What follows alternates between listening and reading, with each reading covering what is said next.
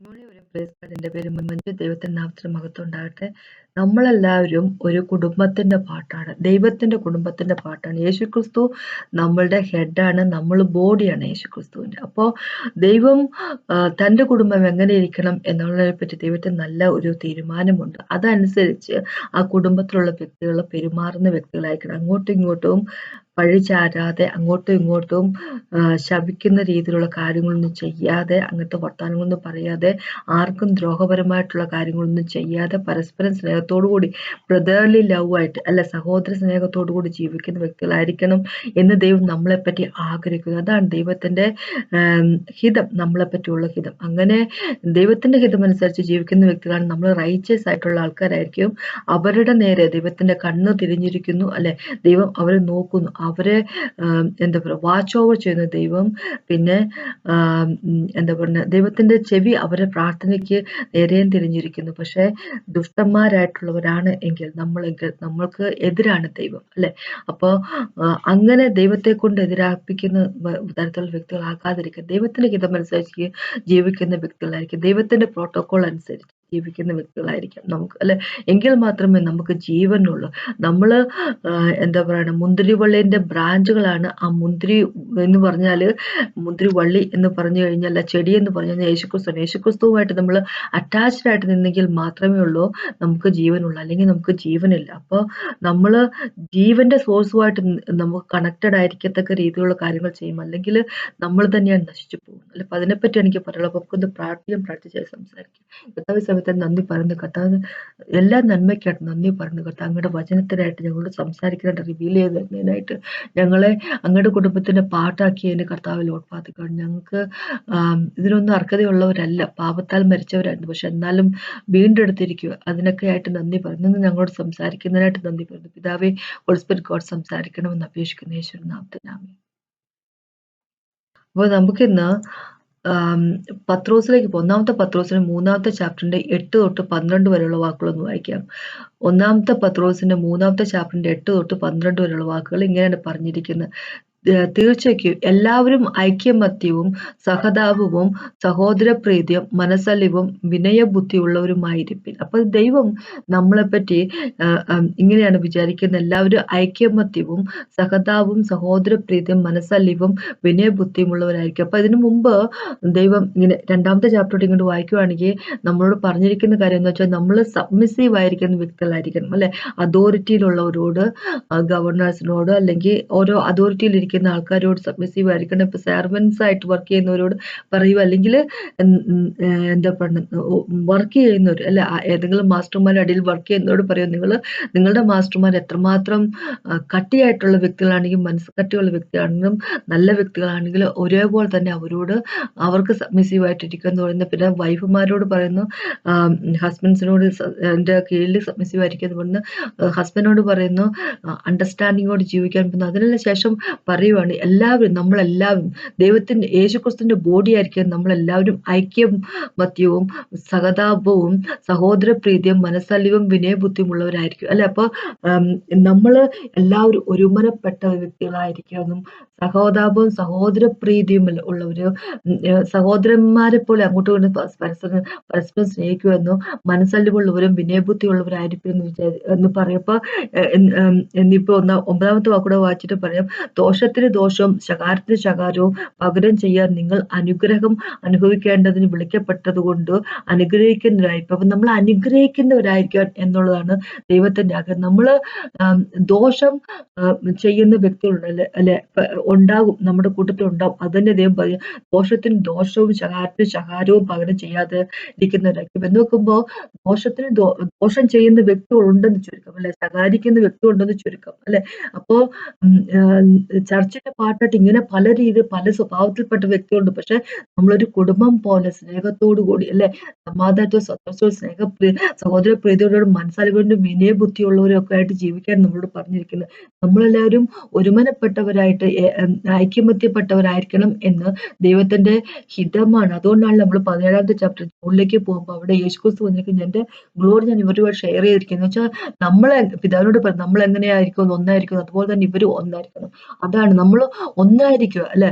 അതാണ് ദൈവത്തിന്റെ ഹിതം നമ്മളെ പറ്റിയുള്ള. യേശു എങ്ങനെയാണ് നമ്മൾ സ്നേഹിക്കുന്നത് അതുപോലെ നമ്മൾ കളങ്കം പറ്റവരായിട്ട് സെൽഫിഷ്നെസ് ഇല്ലാത്ത സ്നേഹം സ്നേഹിക്കുന്ന വ്യക്തികളായിട്ട്, അതാണ് ദൈവത്തിന്റെ ആഗ്രഹം നമ്മളെ പറ്റിയുള്ളത് അല്ലെ.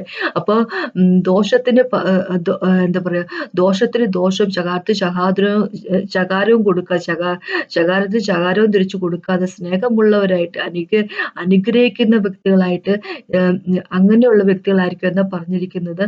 ജീവൻ ഇനി 10ാമത്തെ വാക്കോട് ജീവനെ ആഗ്രഹിക്കും ശുഭകാലം കാണാൻ ഇച്ഛിക്കുകയും ചെയ്യുന്നവർ ദോഷം ചെയ്യാതെ തന്റെ നാവിനെയും വ്യാജം പറയാതെ അധരത്തെയും അടക്കിക്കൊള്ളട്ടെ. അപ്പൊ അതിനു മുമ്പായിട്ട് ഒരു കാര്യം പറയട്ടെ. ശകാരത്തിന് ശകാരവും ദോഷത്തിന് ദോഷവും ചെയ്യാതിരിക്കുന്നവരായിരിക്കും എന്ന് പറയുമ്പോൾ ദൈവം നമ്മളെപ്പറ്റി ഉദ്ദേശിക്കുന്നത് യേശുക്രിസ്തുവിനെ പോലെ ആയി തീരുക എന്നുള്ളതാണ് പറഞ്ഞിരിക്കുന്നത്. പത്രോസിന്റെ 2ാമത്തെ ചാപ്റ്ററിൽ, ഇത് 1ാമത്തെ പത്രോസ് 2ാമത്തെ ചാപ്റ്ററിലേക്ക് പോകാം. നമുക്കറിയാം യേശുവിനെ പറ്റി പറഞ്ഞിട്ടുണ്ട് അല്ലെ. എങ്ങനെയാന്ന് വെച്ച് കഴിഞ്ഞാല് ഒരിക്കൽ പോലും തിരിച്ച് നമ്മളെ ദ്രോഹിക്കാൻ വേണ്ടി യേശുക്രിസ്തു തയ്യാറായിട്ടില്ല. 21ാമത്തെ വാക്കോട്ട് 24ാമത്തെ വാക്കുകൾ ഒന്ന് വായിച്ചു നോക്കുക. നമുക്കറിയാം യേശു ഒരിക്കൽ പോലും ഒരു പാവം ചെയ്തിട്ടില്ല, ആരെയും ചതിക്കത്തക്ക രീതിയിലുള്ള ഒരു വർത്താനം പോലും പറഞ്ഞിട്ടില്ല. പക്ഷെ എന്നാലും ശകാരിക്കപ്പെട്ടപ്പോൾ തിരിച്ച് ശകാരിക്കാൻ പോകാതെ തന്നെ ഉപദ്രവിച്ചപ്പോൾ അല്ലെ, തിരിച്ച് ത്രട്ടൻ ചെയ്യാനോ അങ്ങനെ ഒരു കാര്യത്തിനും പോകാതെ അല്ലെ, നമ്മളെ നശിപ്പിച്ചു കളയാൻ പോലും തുനിയാതെ പിതാവിന്റെ കയ്യിലേക്ക് തന്നെ ഏൽപ്പിച്ചു കൊടുക്കുകയായിരുന്നു അല്ലെ. അപ്പൊ ആ ഒരു മനസ്സ് നമ്മളിലും ഉണ്ടാകണം എന്നാണ് ദൈവം പറഞ്ഞിരിക്കുന്നത്. നമ്മളെ ദ്രോഹിക്കുന്ന വ്യക്തികൾ ഉണ്ടാകും ചർച്ചകളിലൊക്കെ അല്ലെ. നമ്മളെ ദുഷിച്ച വർത്താനം നമുക്കെതിരെ ദുഷിച്ച വർത്താനം പറയുന്ന വ്യക്തികളൊക്കെ ഉണ്ടാകും. അപ്പൊ ദൈവം പറയുക, അപ്പൊ അത് തിരിച്ചു പറയാതിരിക്കും അല്ലെ. അതിനായിട്ട് അങ്ങനെയുള്ള കാര്യത്തിന് ഒന്ന് പാലിക്കാതിരിക്കുക. പിന്നെ ഇവിടെ പറയാം, നമുക്കൊരു ജീവൻ വേണമെന്ന് നമുക്ക് ആഗ്രഹമുണ്ടെങ്കിൽ അല്ലെ, ദൈവവുമായിട്ട് കണക്റ്റഡ് ആണെങ്കിൽ മാത്രമേ ജീവൻ വരുന്നുള്ളൂ നമ്മളുടെ ഉള്ളിലേക്ക്. അപ്പൊ അങ്ങനെ വേണം എന്ന് ആഗ്രഹമുള്ള വ്യക്തികളാണെങ്കിൽ അല്ലെ, ജീവനെ ആഗ്രഹിക്കുക ശുഭകാലം കാണാൻ നിശ്ചയിക്കുകയും ചെയ്യുന്നവർ അല്ലെ. അപ്പം ദോഷം ചെയ്യാതെ തന്റെ നാവിനെയും വ്യാജം പറയാതെ അധരത്തെ അടക്കിക്കൊള്ളും. അപ്പൊ ഇങ്ങനെ പറഞ്ഞിരിക്കുക, ദൈവം കുറെ കമാൻഡ്മെന്റ് മുമ്പിൽ വെച്ചിട്ട് പറയുക അല്ലെ, ദോഷത്തിന് ദോഷവും ശകാരത്തിന് ശകാരവും ഒന്നും പറയാതിരിക്കുന്ന വ്യക്തികൾ സഹതാപവും സ്നേഹപ്രീതിയും സഹോദരപ്രീതിയും മനസ്സലവും വിനയബുദ്ധിയുള്ളവരൊക്കെ ആയിരിക്കും എന്നൊക്കെ പറഞ്ഞതിന് ശേഷം ദൈവം പറയുക, ജീവനെ ആഗ്രഹിക്കുന്ന വ്യക്തികളാണ്. നിങ്ങൾക്ക് ജീവൻ വേണമെന്നുണ്ടെങ്കിൽ എന്ന് വെച്ചാൽ യേശുവിലായിരിക്കണമെന്ന് താല്പര്യമുള്ള വ്യക്തികളാണെങ്കിൽ, ശുഭകാലം കാണാൻ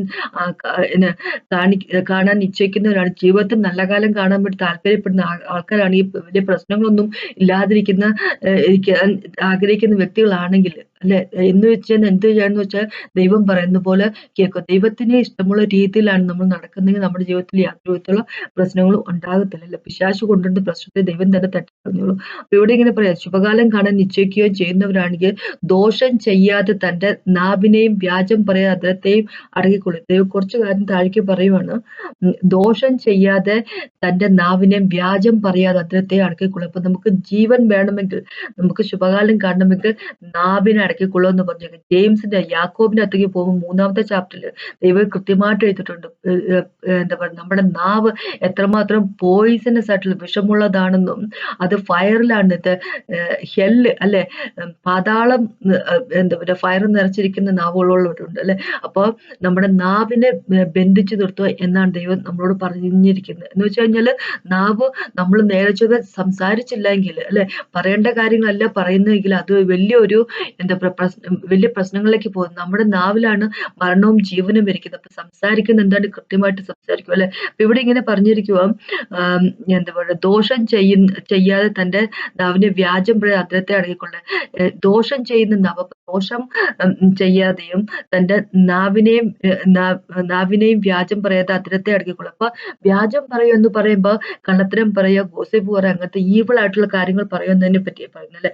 അപ്പൊ ഇംഗ്ലീഷ് ബൈബിളിലേക്ക് വരുമ്പോ ഈവിൾ എന്നൊരു വാക്ക് ഉപയോഗിച്ചിട്ടുണ്ട്. ഈവിൾ സംസാരിക്കാതെ, ഈവിൾ പറയാതെ. അപ്പൊ എന്ന് വെച്ച് കഴിയുമ്പോ അവിടെ ഈവിൾ എന്നുകൊണ്ട് ദൈവം ഉദ്ദേശിക്കുന്നത് എന്താന്ന് വെച്ച് കഴിഞ്ഞാല്, ദോഷം പറയുന്നതിനെ പറ്റി പറയുന്നതെന്ന് വെച്ചാല് മറ്റുള്ളവരെ പറ്റി മോശപ്പെട്ട രീതിയിൽ സംസാരിക്കുന്നത് അല്ലെ, അത് ദോഷമാണ്. പിന്നെ അത് തന്നെയല്ല ദോഷം എന്ന് പറഞ്ഞാൽ, നമ്മൾ അറിയാതെയും കൂടെ ആൾക്കാരോട് ദോഷമായിട്ട് നമുക്ക് സംസാരിക്കാൻ പറ്റും. നമ്മൾ പ്രോപ്പറായിട്ട് സംസാരിക്കും, നമ്മൾ വിചാരിക്കും, പക്ഷെ അത് ദോഷമായി തീരും.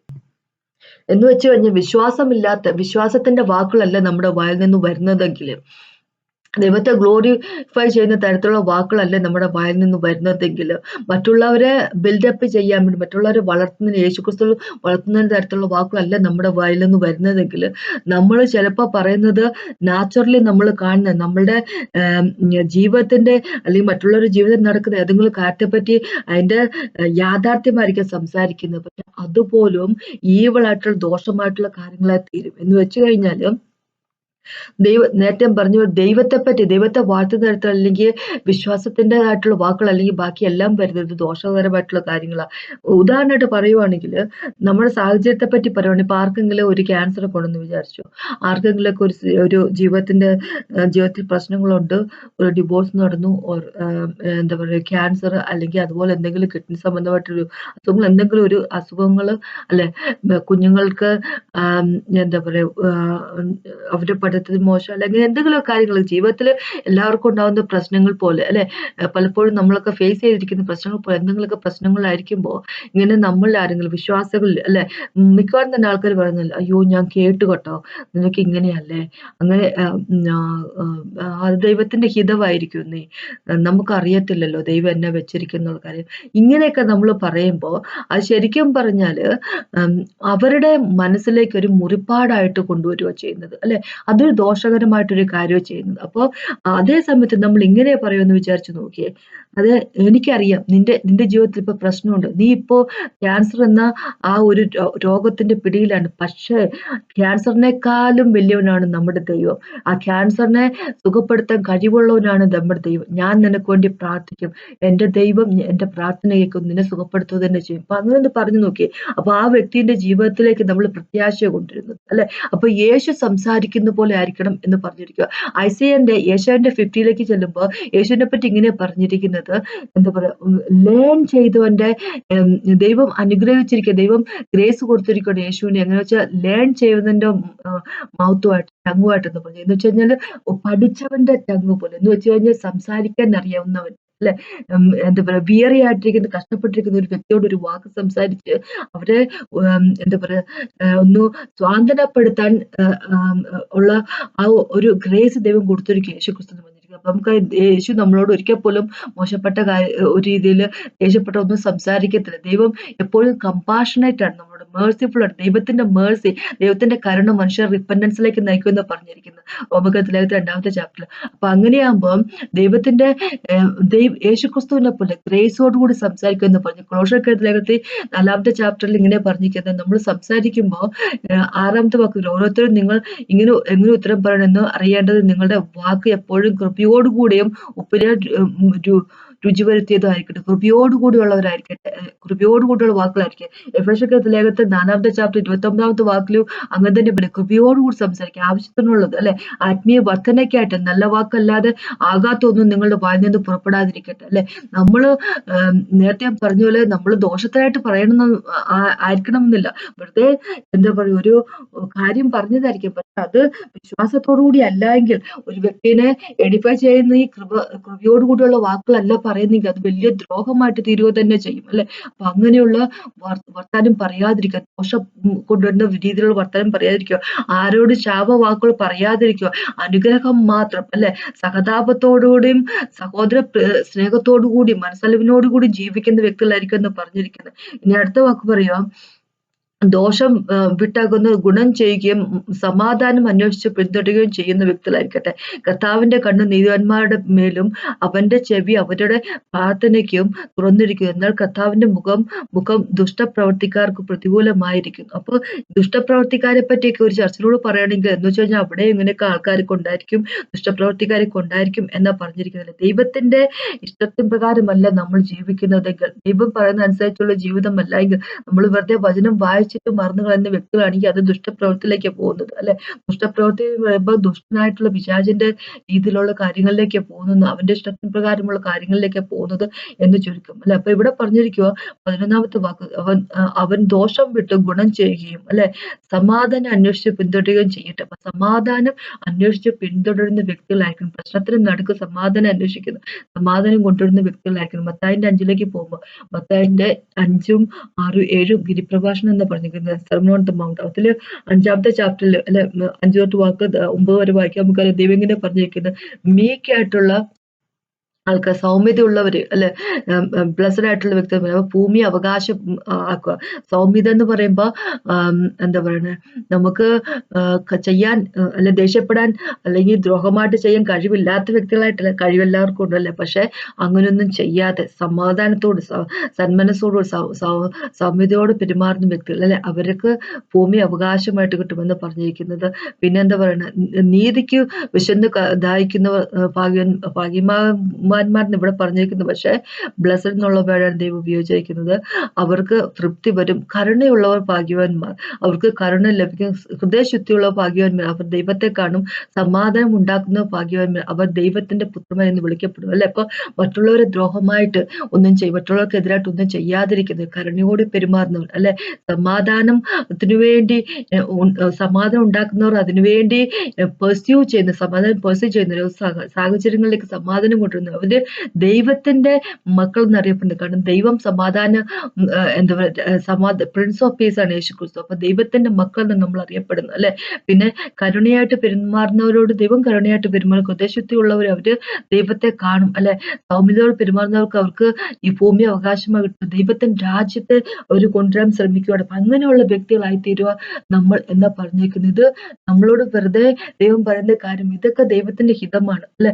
ദൈവത്തിന്റെ ഹിതം ഇതാണ്. ദൈവത്തിന്റെ ഫാമിലിയിലെ അംഗങ്ങളാണ് നമ്മളപ്പോ. പരസ്പരം സ്നേഹിക്കും, മറ്റുള്ളവർക്ക് ദ്രോഹമായിട്ടുള്ള കാര്യം ചെയ്യാതിരിക്കുകയും അല്ലെ, കരുണയുള്ളവരായിരിക്കും, മനസ്സലിവുള്ളവരായിരിക്കുകയും, എന്താ പറയാ, സമാധാന പ്രിയരായിരിക്കും, സമാധാനം ഓരോ സാഹചര്യത്തിൽ കൊണ്ടുവന്നവരായിരിക്കും ഒക്കെ ചെയ്യുമ്പോൾ മറ്റുള്ളവരെ പറ്റി മോശപ്പെട്ട രീതിയൊന്നും പറയാതെ അവരുടെ ജീവിതത്തിലേക്ക് വിശ്വാസത്തിന്റെ വാക്കുകൾ പറഞ്ഞുകൊണ്ട് അവരെ ബിൽഡപ്പ് ചെയ്യുന്നതിന് വേണ്ടി, അവരെ എന്താ പറയാ, കുറച്ചും കൂടെ വളർത്തിക്കൊണ്ട് യേശുക്രിസ്തു വളർത്തിക്കൊണ്ട് വരുന്നതിന് വേണ്ടി അല്ലെ, പരസ്പരം നമ്മൾ അങ്ങനെ ചെയ്യുമ്പോൾ ദൈവത്തിന്റെ രാജ്യമായി ലോകത്തിലേക്ക് വരുന്നത്. അപ്പൊ അങ്ങനെയുള്ള വ്യക്തികളുടെ നേരെ ദൈവത്തിന്റെ കണ്ണ് നീതിമാരുടെ മേലും അവരുടെ ചെവി അവരുടെ പ്രാർത്ഥനയ്ക്കും തുറന്നിരിക്കുന്നു അല്ലെ. കണ്ണ് നമ്മളുടെ നേരെയും ഇരിക്കുന്നു അല്ലെ.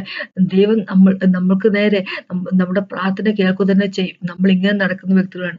അല്ലാതെ എന്താ പറയുക, കർത്താവിന്റെ മുഖം ദുഷ്ടപ്രവർത്തിക്കാർക്ക് പ്രതികൂലമായിരിക്കും. അപ്പൊ ദുഷ്ടപ്രവൃത്തി ചെയ്യുന്ന വ്യക്തികളാണെങ്കിൽ അല്ലെ, എന്ന് വെച്ചാൽ ദൈവം പറയുന്നതിന് ഓപ്പോസിറ്റ് ആയിട്ട് എന്ത് ചെയ്താലും അതെല്ലാം ദുഷ്ടപ്രവൃത്തിയാണല്ലോ. അപ്പൊ അങ്ങനെയുള്ള ഒരു ജീവൻ ജീവിക്കുന്ന വ്യക്തികളാണെങ്കിൽ ദൈവത്തിന്റെ മുഖം എതിരായിട്ടിരിക്കും, നമ്മൾക്ക് എതിരായിട്ടിരിക്കും. അപ്പൊ ദൈവം നമ്മൾ പറയുന്നത് ദൈവത്തിന്റെ രാജ്യം ഈ ലോകത്തിലേക്ക് കൊണ്ടുവരുന്നവരായിരിക്കുക, ദൈവത്തിന് എങ്ങനെയാണ് ഇഷ്ടം അതുപോലെ ജീവിക്കുന്ന വ്യക്തികളായിരിക്കുക അല്ലെ. യേശുക്രിസ്തുവിന്റെ സ്വഭാവമുള്ളവർ ആയിരിക്കും. അതിനാണ് യേശുവിനെയാണ് ദൈവം തിരയുന്നത് നമ്മുടെ ഉള്ളിൽ അല്ലെ. യേശു നമ്മുടെ ഉള്ളിൽ ഉണ്ടെങ്കിൽ, യേശു നമ്മുടെ ഉള്ളിൽ ജീവിക്കുന്നുണ്ടെങ്കിൽ, വിശ്വാസം വഴി ജീവിക്കുന്നുണ്ടെങ്കിൽ, യേശുവിന്റെ സ്വഭാവമാണ് നമുക്കെങ്കിൽ, യേശുവിന്റെ അരോമയാണ് നമ്മളെങ്കിൽ, നമ്മളുടെ ജീവിതം സുരക്ഷിതമായിരിക്കും എന്നാ പറഞ്ഞിരിക്കുന്നത്. അപ്പൊ തന്നെ ദ്രോഹിച്ചവരെ പോലും തിരിച്ചു ദ്രോഹിക്കാൻ മനസ്സ് കാട്ടാത്ത യേശു ക്രിസ്തുവാണ് നമ്മുടെ ദൈവം അല്ലെ. നമ്മൾ തനിക്കെതിരായിട്ട് പെരുമാറിയ അല്ലെ സംസാരിച്ച ഒരു വ്യക്തിക്കെതിരായിട്ട് പോലും ഒന്നും പറയുകയോ ഒന്നും പെരുമാറാതിരിക്കുകയോ ചെയ്ത ദൈവമാണ് യേശു ക്രിസ്തു. അവർക്കായിട്ട് എല്ലാ അനുഗ്രഹം മാത്രമല്ല വേറൊന്നും കൊടുത്തിട്ടില്ല ദൈവം. അപ്പൊ അങ്ങനെയുള്ള വ്യക്തികൾ നമ്മളുമായിരിക്കും എന്നാണ് ദൈവം നമ്മളെ പറ്റി ദൈവം പറയുന്നത്. അങ്ങനെ നമുക്കായിരിക്കാം. കാരണം യേശുവിന്റെ DNA യിലാണ് നമ്മളെ ദൈവം സൃഷ്ടിച്ചിരിക്കുന്നത്. അപ്പൊ അതിനെപ്പറ്റിയാണ് എനിക്ക് പറയാനുള്ളത്. നമുക്കൊന്ന് പ്രാർത്ഥിച്ചുകൊണ്ട് സംസാരിക്കാം. ഇപ്പൊ ദൈവം ഒരിക്കൽ പോലും പറയുന്നത് നമ്മുടെ ചർച്ചകളിലൊക്കെ മറ്റുള്ളവരെ ദ്രോഹിക്കുന്ന വ്യക്തികൾ ഉണ്ടാവത്തില്ലെന്നും, മറ്റുള്ളവർക്കെതിരായിട്ട് മറ്റുള്ളവരെ മോശപ്പെട്ട രീതി സംസാരിക്കുന്ന വ്യക്തികളില്ല എന്നൊന്നും അങ്ങനെയൊന്നും ദൈവം പറഞ്ഞിട്ടില്ല. ഒത്തിരി പേരുണ്ട്, ഗോസിപ്പ് പറയുന്നവരുണ്ട്, മറ്റുള്ളവർക്ക് പാര പണിയുന്നവരുണ്ട്, എല്ലാം ഉണ്ട് ക്രിസ്ത്യൻസിന്റെ ഇടയ്ക്ക് അല്ലെ. പക്ഷെ അവരെല്ലാം എന്താ പറയാ, നമ്മൾ തിരിച്ച് ദ്രോഹപരമായിട്ടൊന്നും ചെയ്യാൻ പോകാതെ ദൈവത്തിന്റെ കയ്യിലേക്ക് സമർപ്പിച്ചു കൊടുക്കുക. അതിനെപ്പറ്റി മാത്രമാണ് ദൈവം പറയുന്നത്. അപ്പൊ അതിനെപ്പറ്റിയാണ് എനിക്ക് പറയാനുള്ളത്. ഒക്കെ ഒന്ന് പ്രാർത്ഥിച്ചുകൊണ്ട് കർത്താവ് സമയത്ത് നന്ദി പറയുന്നത്. കർത്താവ് താങ്ക് യു ജീസസ് മാസ്റ്റർ, ഞങ്ങൾക്ക് വചനം മനസ്സിലാക്കി തന്നെ നന്ദി പറഞ്ഞു, അതനുസരിച്ച് ചെയ്യുക കൃപ തരണം അപേക്ഷിക്കുന്നു. എന്നെ കേട്ടോണ്ടിരിക്കുന്ന ഓരോരുത്തരെയും ഓർത്ത് പ്രാർത്ഥിക്കുന്ന കർത്താവെ അല്ലെങ്കിൽ അനുഗ്രഹിക്കണം അപേക്ഷിക്കുന്നു. യേശു നാമത്തിൽ താങ്ക് യു ജീസസ് മാസ്റ്റർ. ഞങ്ങൾ കേട്ടതിനായിട്ട് നന്ദി. യേശു നാമത്തിൽ നന്ദി. കേട്ടതിന് നന്ദി. ദൈവത്തിനകത്ത് മാത്രം